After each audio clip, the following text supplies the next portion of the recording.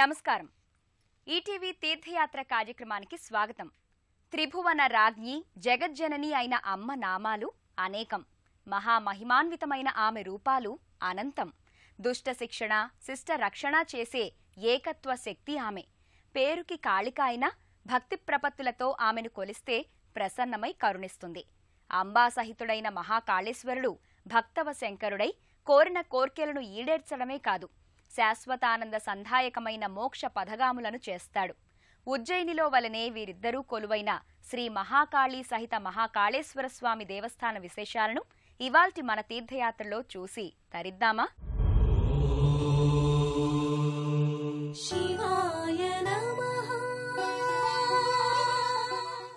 స ఏష భగవానీశః సర్వతత్వాదిరవ్యయః సర్వతత్వ విధానజ్ఞః ప్రధాన పురుషేశ్వరః.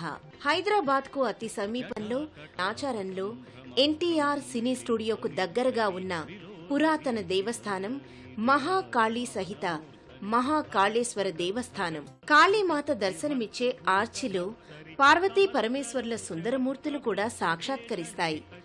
ఆలయ ప్రాంగణాన్ని భక్తిభావ విలసితం చేసే వాతావరణం కానవస్తుంది.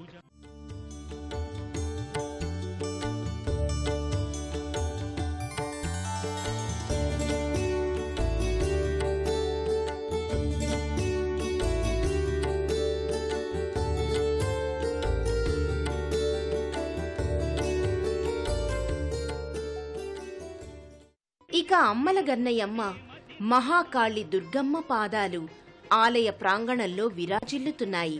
ముందుగా అమ్మవారి పాదాలను దర్శించుకొని వాటికి మ్రొక్కి పాదపూజ కావించుకొని ఆ తరువాతే ఆలయంలో మూల విరాట్టును సందర్శించుకుంటూ ఉంటారు.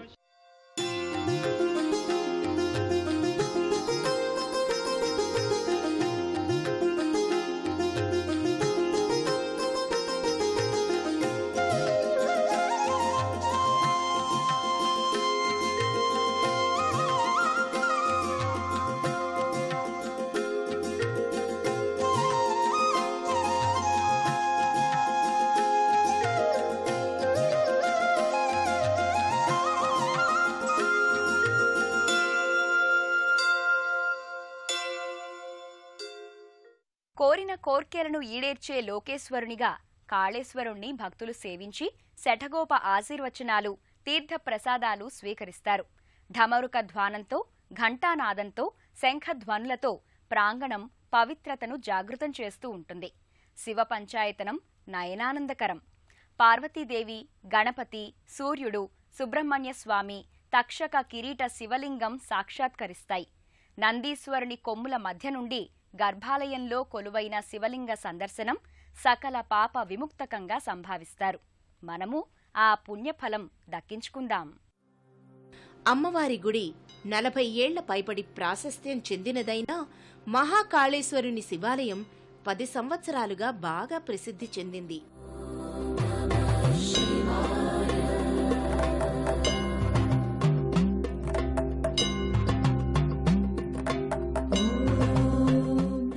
ఇక్కడి శివలింగాన్ని ఓంకారేశ్వర్ నుండి తెచ్చి ప్రతిష్ఠించడం జరిగింది.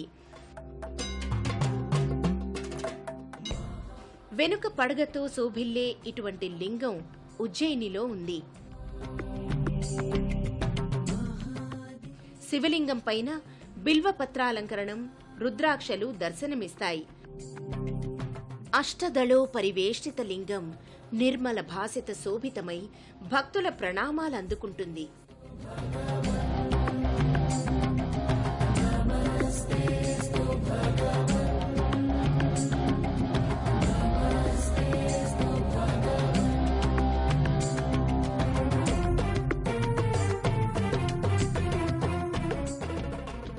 ఇది మహాకాళీ సహిత మహాకాళేశ్వర స్వామి దేవాలయము. అత్యంత చాలా ప్రాచీనమైన ప్రశస్తమైన దేవాలయము. ముందుగా ఇక్కడ అమ్మవారి గుడి ఉండే ప్రాచీన కాలం, దాదాపుగా 30-40 ఏళ్ల నుండి. తర్వాత ఈ మహాకాళేశ్వర స్వామి ఆలయము నిర్మించడం జరిగింది. ఈ మహాకాళేశ్వర స్వామి ఆలయంలో ముఖ్యంగా ఈ యొక్క లింగము, ఈ బాణము ద్వాదశ జ్యోతిర్లింగాల్లో ఉజ్జయిని మహాకాళేశ్వర స్వామి దేవాలయం నుండి, అక్కడ నర్మదా నదీ తీరం నుండి ఈ యొక్క జ్యోతిర్లింగము యొక్క ఈ తీసుకురావడం జరిగింది. శివాలయ విగ్రహము. తర్వాత జయేంద్ర సరస్వతి స్వామివారి ఆధ్వర్యంలో ఇక్కడ ప్రతిష్ట జరిగింది. తర్వాత దాదాపుగా 10 సంవత్సరాల నుండి అత్యంత ప్రాచీనమైనది, ప్రసిద్ధి అయినదై తర్వాత భక్తులకు కోరిన కోరికలకు కొంగు బంగారమై యొక్క దేవాలయము వెలుచున్నది. ఇక్కడ ఇది ఓ పురాతన దేవాలయం. దినదిన ప్రవర్ధమానంగా నిత్య పూజలు, ధూప దీప నైవేద్యాలతో భక్తులు, విశేషించి గ్రామ ప్రజలు, పరిసర ప్రాంతాల్లోని ఉద్యోగస్తులు ఏ పని ప్రారంభించాలన్నా తొలుత అమ్మవారిని సందర్శించుకుని ప్రార్థించి తద్వారా ఇష్టకామ్యార్థ సిద్ధి లభిస్తుందని విశ్వసించి శాంకరిని పూజిస్తూ ఉంటారు.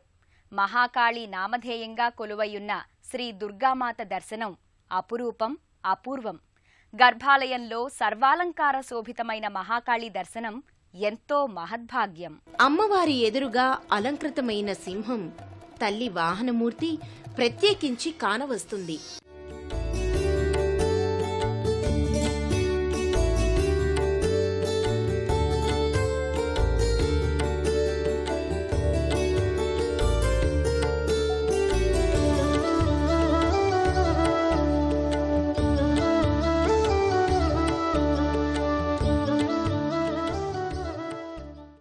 ప్రధాన గర్భాలయంలో అమ్మవారి విగ్రహానికి ముందు శ్రీచక్రం నెలకొల్పబడి ఉంది. ధ్యాన శక్తితో విశ్వజననిని దర్శించిన ఋషులు ప్రసాదించిన యంత్ర రూపమే శ్రీచక్రం అంటారు. సమస్త మూలకాలు, మహిమాన్వితులైన దేవతలు, మంత్రోచ్చారణలు, కేంద్రంలో ఒక బిందువుతో అలరారే శ్రీచక్రం భౌతిక, మానసిక, జీవశక్తుల కలయికతో కూడినదిగా పూజలందుకుంటుంది. శ్రీచక్ర పీఠం వద్దనే లలితాదేవి, దుర్గాదేవి, లక్ష్మీదేవిల విగ్రహాలున్నాయి.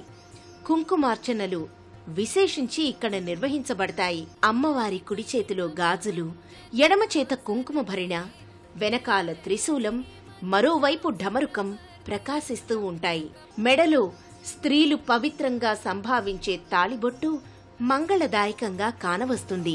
ఘనాపాఠుల వేద మంత్రోచ్చారణలు, అర్చకుల పూజా విధులు ప్రతినిత్యం మాత్రమే కాక దసరా నవరాత్రోత్సవాల సందర్భంగా విశేష వైభవోపేతంగా నిర్వర్తించబడతాయి.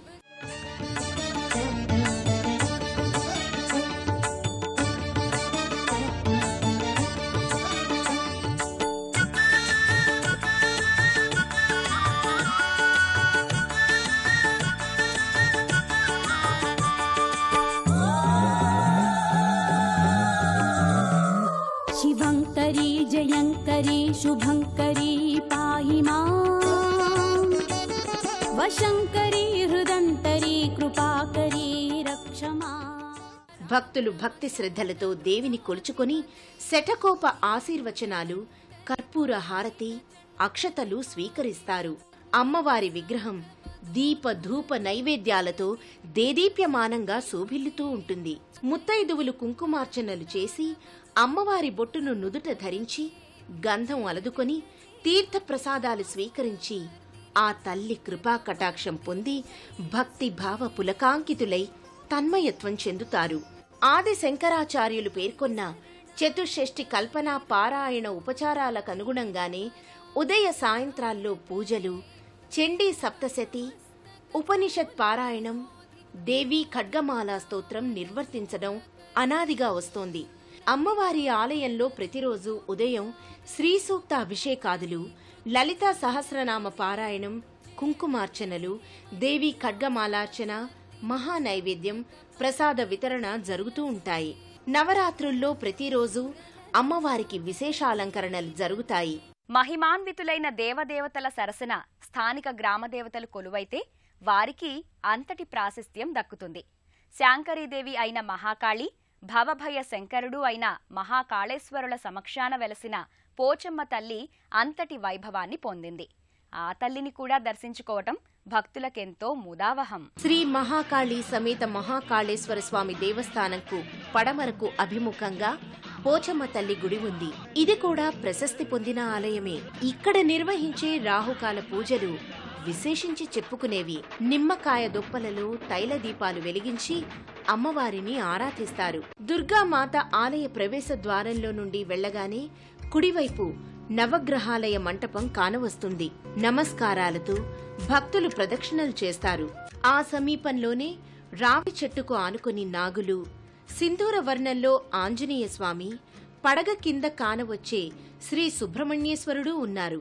మూలతో బ్రహ్మరూపాయ, మధ్యతో విష్ణురూపిణే, అగ్రతో శివరూపాయ, వృక్షరాజాయతే నమః అని భక్తులు అశ్వత్థ వృక్షం చుట్టూ ప్రదక్షిణలు చేసి నాగమూర్తులను పాలతో అభిషేకించి కొలుస్తారు. నమస్తే దేవదేవేశ, నమస్తే ధరణీధర, నమస్తే సర్వనాగేంద్ర, ఆదిశేష నమోస్తుతే అని నాగ సందర్శనం చేసి క్షీరాభిషేకం కావించి శ్రీ సుబ్రహ్మణ్యేశ్వరుని శరవణజనితం, జ్ఞానశక్తిం, కుమారం, బ్రహ్మణ్యం, స్కందదేవం అంటూ నమోస్తుతులు పలుకుతారు.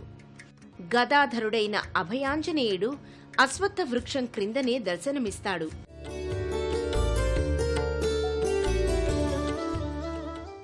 భక్తి శ్రద్ధల ఆచారం పాటిస్తూ దృఢ విశ్వాసంతో తమ గోచారాన్ని అదృష్టవంతం చేసుకుంటూ నాచారం శ్రీ మహాకాళి సమేత మహాకాళేశ్వర స్వామి ఆలయాన్ని సందర్శించే భక్తులపై ఆ పరాత్పరుడు చూపే అపార కృపా కరుణా కటాక్ష వీక్షణాలు మన అందరిపై ప్రసరించాలని కోరుకుంటూ మరో ఆలయ విశేషాలతో మళ్లీ కలుసుకుందాం.